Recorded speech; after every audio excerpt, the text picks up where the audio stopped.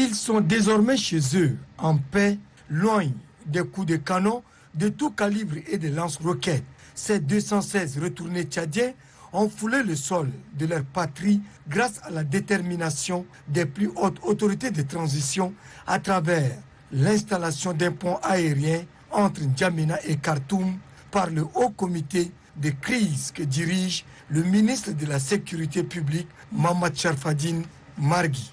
Constitué en majorité des femmes, des enfants et des personnes âgées, ses compatriotes sont accueillis sur le tarmac de l'aéroport international Hassan Diamous de N'Djamena par les membres du gouvernement et sont aidés par les volontaires du ministère du Genre et de la Solidarité nationale, ceux de la Commission nationale d'accueil et de réinsertion des réfugiés retournés, CNAR, et de l'Organisation mondiale pour la migration, OIM. Ces hommes et femmes parmi lesquels des fonctionnaires, des commerçants, des malades partis pour se faire soigner et bien d'autres installés à Khartoum depuis bien longtemps, expriment leur reconnaissance aux plus hautes autorités de transition.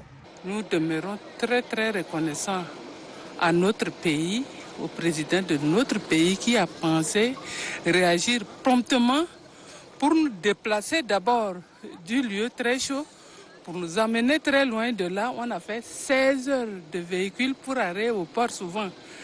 Et du port là-bas, ce matin, nous sommes venus à l'aéroport. Le président du Haut Comité de crise, le ministre Mohamed Sharafdine Margui, se réjouit de la réussite de cette opération de rapatriement.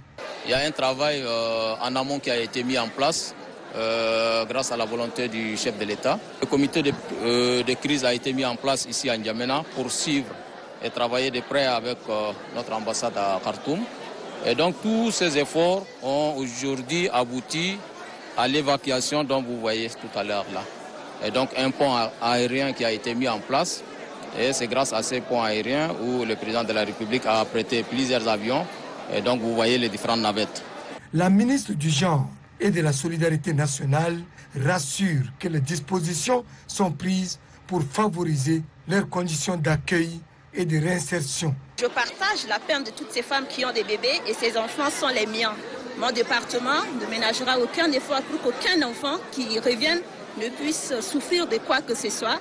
Donc une prise en charge adéquate est déjà sur place. En attendant de regagner leur domicile, ceux-ci qui ont été enregistrés par les agents de l'OIM ont reçu chacun $100 de la part des organisations humanitaires partenaires du Tchad.